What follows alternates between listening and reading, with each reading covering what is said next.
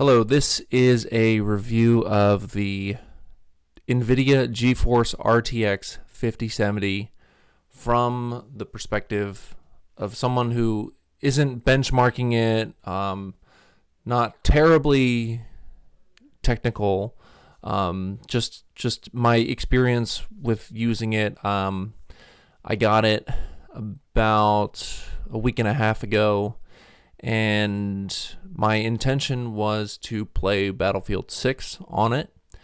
I had watched plenty of RTX 5070 reviews from Battlefield 6 specific reviews, and most of the reviews I was watching, people were disappointed in its performance. Obviously, when most reviewers like to see how many frames per second they can get out of playing the game. How can we maximize the FPS for it?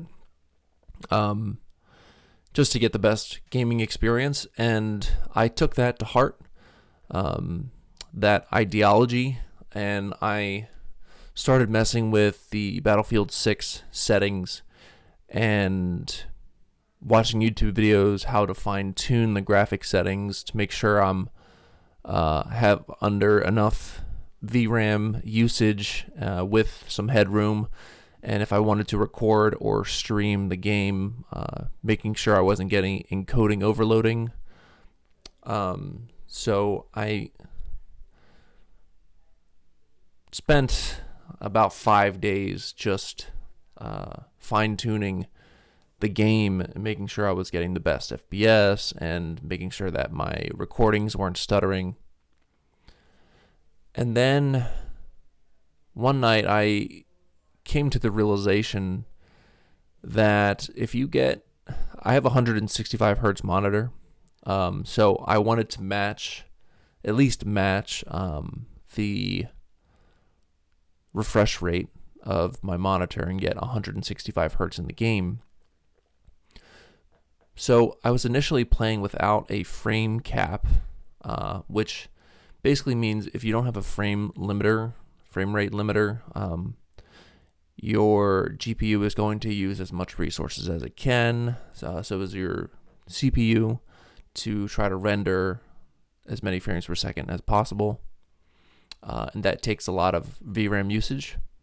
So I did a little bit more research and kind of realized that 100 FPS is all you need to have a smooth gameplay experience. And I was trying so hard to get as many frames per second as possible. Just push the GPU to its limits, and that took my focus away from enjoying the game and becoming more focused on FPS and how good the graphics were. And kind of the point where I'm at now is I play at 100 FPS capped, Battlefield 6. Also, all my graphic settings are on low. Now, you would say, why would you put all your graphic settings on low? Because when I'm recording the game and all the graphic settings are on low and I'm at the 100 FPS cap limit, I don't experience encoding overloading on my recorded videos. And it takes maybe like 5,000 megabytes of VRAM. So, and the main kind of point that I wanted to drive home is the lowest graphic settings at 100 FPS capped frames on Battlefield 6, the game looks amazing. Like, I don't really notice a difference between maxing out my graphic settings. I mean, sorta. I think maybe it's slight, but it's not like playing on low settings makes the game completely unplayable. It's totally fine. It's totally playable. And I just thought I needed to have the max frame rate to enjoy the game. So that was quite the mindset shift for me. I just had this benchmarking mindset in mind, and the people that make those reviews, that they put in all the effects and the cuts, and they have like 100, 200,000 subscribers, or like millions of subscribers, like Linus Tech Tips. Like, they go all out in their reviews, they do benchmarking tests, they compare it to other graphics cards. Like, I'm not those people. I'm not a benchmarker. I am a PC building enthusiast and enjoyer of video games. It's not that serious for me. I just want to play video games that look good and feel good, and I have definitely achieved that with Battlefield 6. And Battlefield 6 is one of the most demanding games out there, graphics and GPU and CPU wise. So if I'm enjoying Battlefield 6, I know that I can enjoy pretty much any other game.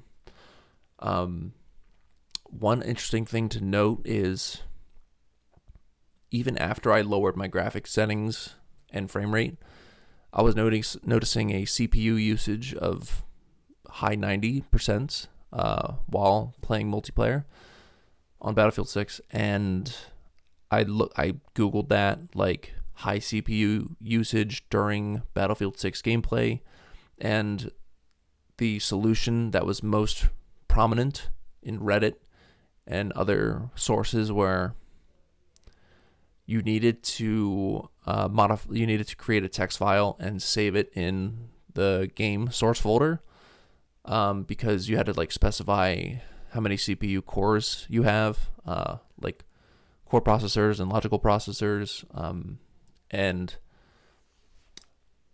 my temps were they were on the higher side of CPU.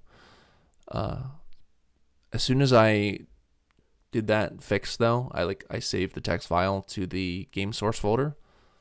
It immediately fixed the problem.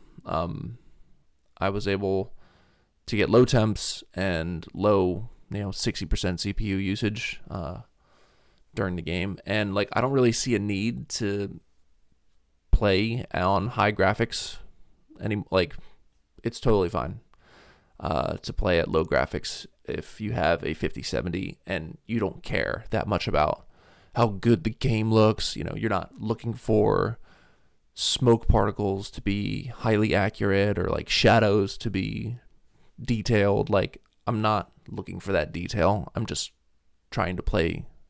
I just want to play a game, a video game that looks good, and it's been achieved. So, I mean, I think that's it.